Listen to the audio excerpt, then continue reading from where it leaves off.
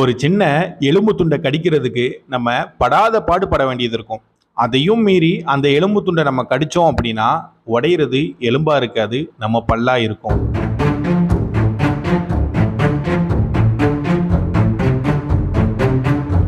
ஆனா இங்க இந்த மனுஷன் பண்ற சம்பவத்தை பார்க்கும்போது என்னடா டேய் அது பல்லா இல்ல வேற என்னமுமா அப்படின்னு நம்மளே ஆச்சரியப்படுற அளவுக்கு இருக்கு.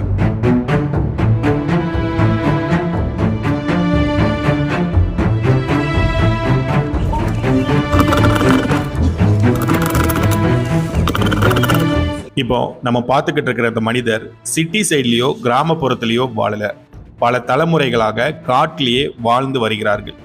என்னவோ அதனாலே அவர்களுக்கு இந்த பல்லு இவ்வளோ ஸ்ட்ராங்கா இருக்கோ அப்படிங்கிற சந்தேகம் தான் நமக்கு வருது.